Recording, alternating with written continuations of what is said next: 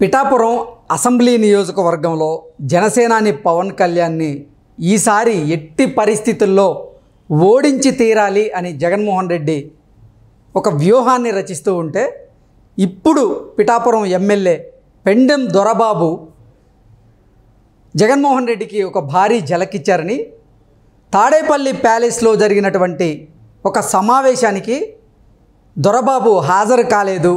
So రానున్న రోజుల్లో జగన్మోహన్ రెడ్డికి దొరబాబు భారీ ఝలక్ ఇవ్వబోతున్నారు అంటూ ఒక వార్త ఇప్పుడు సోషల్ మీడియాలో చక్కర్లు కొడుతున్న నేపథ్యంలో ఈ అంశానికి సంబంధించి మనతో మాట్లాడేందుకు ప్రముఖ రాజకీయ విశ్లేషకులు కృష్ణకుమారి గారు మనతో ఉన్నారు. మేడంతో మాట్లాడదాం. మేడం నమస్తే. నమస్తే మేడం, పిఠాపురం అసెంబ్లీ నియోజకవర్గంలో రానున్నటువంటి ఎన్నికల్లో ఎట్టి పరిస్థితుల్లో పవన్ కళ్యాణ్ని ఓడించి తీరాలని, పవన్ కళ్యాణ్ని అసెంబ్లీ గేటు కూడా తాకకుండా చేయాలనే ఉద్దేశంతో జగన్మోహన్ రెడ్డి ఒక వ్యూహాన్ని రచిస్తూ ఉంటే జగన్మోహన్ రెడ్డికి వైఎస్ఆర్సీపీ ఎమ్మెల్యే భారీ ఝలకిచ్చారని, ఆ ఎమ్మెల్యే ఎవరో కాదు పిఠాపురం ఎమ్మెల్యే దొరబాబు గారని, ఆయన తాడేపల్లి ప్యాలెస్లో జరుగుతున్నటువంటి సమావేశానికి హాజరు కాలేదని, రానున్న రోజుల్లో ఆయన వైఎస్ఆర్సీపీకి గుడ్ బై చెప్పబోతున్నాడు అంటూ కూడా ఒక వార్త ఇప్పుడు సోషల్ మీడియాలో చక్కర్లు కొడుతూ ఉంది. ఏంటి మేడం, జగన్మోహన్ రెడ్డి ఏమో ఇటు పవన్ కళ్యాణ్కి చెక్ పెడదాం అనుకుంటే అక్కడ సిట్టింగ్ ఎమ్మెల్యే జగన్మోహన్ రెడ్డికి చెక్ పెట్టేలాగా ఇప్పుడు రాజకీయం నడుస్తుంది. ఏంటి, దీన్ని ఎలా చూడవచ్చు మనం? ఇప్పుడు అతనికి సీట్ ఇవ్వట్లేదు. ఈయన జంబ్లింగ్ ప్రోగ్రాంలో, జగన్మోహన్ రెడ్డి జంబ్లింగ్ ప్రోగ్రాంలో అతను ఇంకెక్కడో వేసి ఉంటారు, ఇంకెవరినో తీసుకొచ్చి ఇక్కడ వేసి ఉంటారు. ఇప్పుడు మామూలుగా వార్తల్లో వినిపిస్తున్న పేరు ఎంపీగా ఉన్న వంగా గీతను తీసుకుని వచ్చి పిఠాపురం నియోజకవర్గంలో పోటీ చేయించాలి, అక్కడ పవన్ కళ్యాణ్ పోటీ చేస్తాడు కాబట్టి పవన్ కళ్యాణ్కి ధీటైన క్యాండిడేట్గా వంగా గీతను దింపాలి అనే ఉద్దేశంలో జగన్మోహన్ రెడ్డి ఉన్నాడు. మరి అసలు పార్టీ ప్రయోజనాల కన్నా వ్యక్తిగత ప్రయోజనాలే మిన్నా అనుకునే ఈరోజు రాజకీయాల్లో పవన్ కళ్యాణ్ మీద ఓడిపోయినా పర్వాలేదు, ఓడిపోయింది పవన్ కళ్యాణ్ మీద కదా అనే ఒక ట్యాగ్ లైన్ తోటి బతకాలని దొరబాబు అనుకుంటున్నాడు. కానీ ఆ నియోజకవర్గాన్ని పోగొట్టుకోవటం కానీ, పవన్ కళ్యాణ్ని ఓడించకుండా ఉండటం కానీ ఇష్టం లేని జగన్మోహన్ రెడ్డి ఏమో ఇంకా అంతకంటే పెద్ద క్యాండిడేట్ని, అంటే దొరబాబుని మించిన క్యాండిడేట్ని తీసుకొచ్చి పెట్టాలనేమో వైసీపీ యోచిస్తుంది.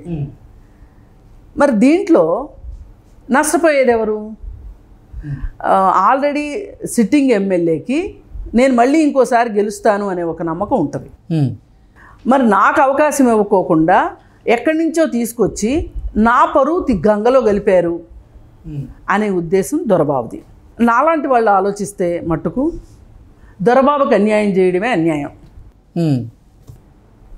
దొరబాబుకి సీట్ ఇవ్వకపోవడం అన్యాయం నా దృష్టిలో. దొరబాబు పని చేయకపోతే నువ్వు పని చేయలేదు అని చెప్పొచ్చు, పని చేయలేదు అని చెప్పడానికి లేదు అక్కడ. ఎందుకంటే నువ్వు వాళ్ళకి ఫ్రీ హ్యాండ్ ఇస్తే కదా, ఏం చేయనిచ్చావు? వాళ్ళు ఏదన్నా నేను పలానాది పని చేస్తాను అని నిన్ను అడగటానికి రావటానికి లేదు, నిన్ను కలవాలంటే అపాయింట్మెంట్లు లేవు, నువ్వు ఎక్కడుంటావో తెలీదు, ఉన్నా కలుస్తావో లేదో తెలీదు, నీ రాజప్రసాదాన్ని తలుపులు తెరుచుకుంటాయో తెరుచుకోవో తెలీదు. ఇప్పుడు అక్కడ ఒక ధర్మగంట కూడా లేదు, చచ్చి కొట్టి పిలుద్దాము అంటే. ఈ పరిస్థితుల్లో నీ పరిపాలన ఉంది.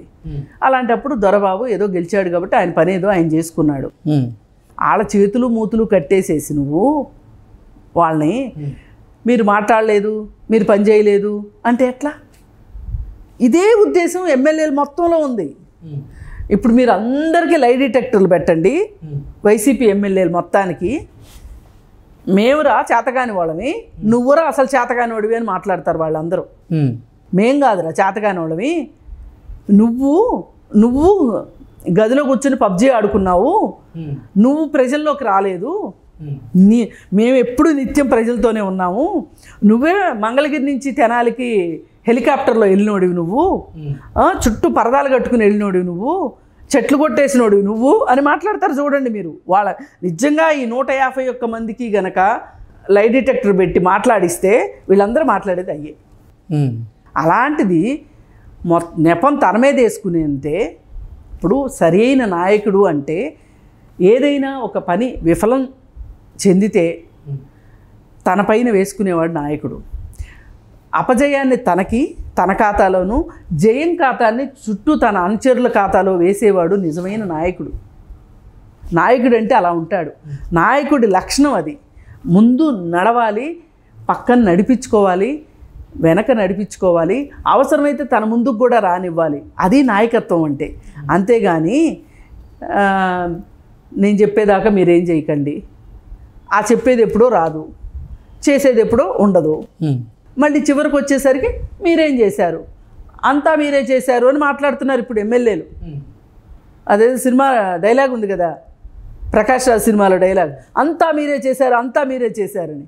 ఆ అంతా నువ్వే చేసావు. నువ్వు చేసిన దానికి దొరబాబుకి సీటు పీకేస్తే దొరబాబు ఎట్లా నీతో మాట్లాడతాడు? ఇప్పుడు అక్కడ దొరబాబు రాలేదనుకోండి, సీన్లో లేడనుకోండి, ఇప్పుడు సిక్కిన పార్టీ మారాడు అనుకోండి, వంగా గీతను పెడితే గెలుస్తుందా? చెప్పండి, వంగా గీతను పెడితే గెలుస్తుందా?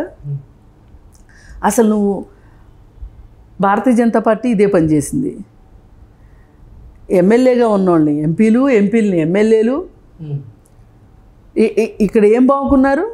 ఎంపీలు తీసుకొచ్చి ఎమ్మెల్యేలుగా పోటీ చేయిస్తే తెలంగాణలో బండి సంజయ్ నన్ను అతను ఉన్నాడు కదా అరవింద్, ఇద్దరు ఎంపీలు తీసుకొచ్చి ఎమ్మెల్యేలుగా పోటీ చేస్తే ఇద్దరు ఓడిపోయారు కదా. మరి ఇప్పుడు అక్కడైనా అంతే, వంగా గీత కూడా ఓడిపోవడం ఖాయం.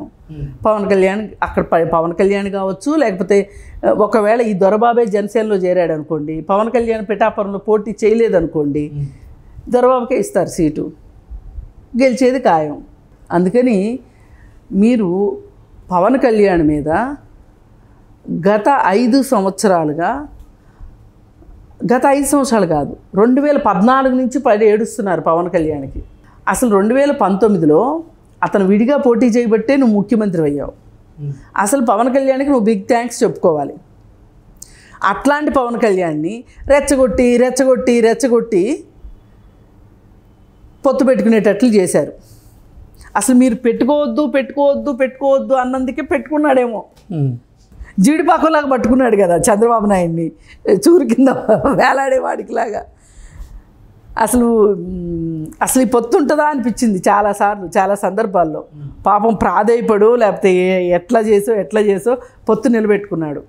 ఈ పొత్తు ఉండకుండా ఉండటానికి మీరు చాలా ప్రయత్నం చేశారు. ఇవన్నీ కూడా కోపాలే మీకు. అంటే ఈ పోరు 2014 నుంచి నడుస్తుంది. అసలు 2014లో పవన్ కళ్యాణ్ పోటీ చేసి ఉంటే గనక అప్పుడు కూడా నేనే గెలిచేవాడిని అనేది ఈయన ఉద్దేశం. అంటే రెండో వాళ్ళు చేసిన మంచి ఎప్పుడు మనకు కనపడదు, చెడే కనిపిస్తుంది మనకి. అందుకోసం పవన్ కళ్యాణ్ని ఆ పొత్తు లేకుండా చేయాలని చూసి పొత్తు పెట్టుకునేసరికి ఆ ఉక్రోషం ఆపుకోలేక ఏమైనా సరే అతను ఓడించాలి. అందుకే ఒక ఎంపీ క్యాండిడేట్ని, ఒకే సామాజిక వర్గం మనిషిని తీసుకొచ్చి వంగా గీతను తీసుకొచ్చి పెట్టారు. అసలు ఈ వంగా గీత కనుక కాంగ్రెస్ ఉప్పు కాంగ్రెస్ కారం తిన్న మనిషిగా అసలు ఇప్పుడు కాంగ్రెస్లోకి వెళ్ళిపోయింది అనుకోండి, షర్మిల వచ్చింది కాబట్టి ఏంటి పరిస్థితి? నీకు అసలు క్యాండిడేట్ ఉంటారా? ఇప్పుడు పాత కాంగ్రెస్ వాళ్ళందరూ వెళ్ళిపోయారు అనుకోండి, కాంగ్రెస్ వచ్చిందని, ఏంటి పరిస్థితి? పవన్ కళ్యాణ్ జగన్మోహన్ రెడ్డి పరిస్థితి ఏంటి?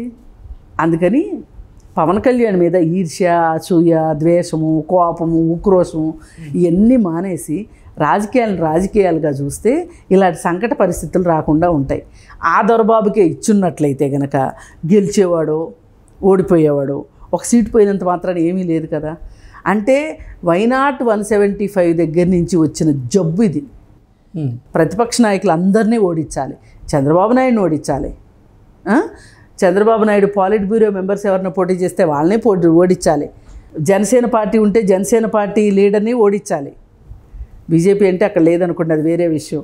అందరినీ ఓడించాలి. నేను ఒక్కడనే ఏకఛత్రాధిపత్యం చెయ్యాలి, నేనే ఒక 25 ఏళ్ళు ఉండాలి అనుకునే కదా మద్యం బాండ్లు 25 ఏళ్లలో వచ్చే డబ్బులకి కూడా సరిపడా నువ్వు అప్పు తీసుకున్నావు అంటే 25 ఏళ్ళు నువ్వు ఉందామనేనా? అందుకని ఇలా ఆశకి అంతులేని పనులు చేసి చివరికి ఓటమినే చవి చూస్తారు ఇట్లాంటి దురాశ పరులు. చరిత్రలో చాలామంది ఇలాంటి వాళ్ళు కాలగర్భంలో కలిసిపోయారు. అందుకని కొంచెం సంయమనం పాటించి నలుగురికి మంచి అయ్యేది చేస్తే బాగుంటుంది. Okay okay madam, thank you.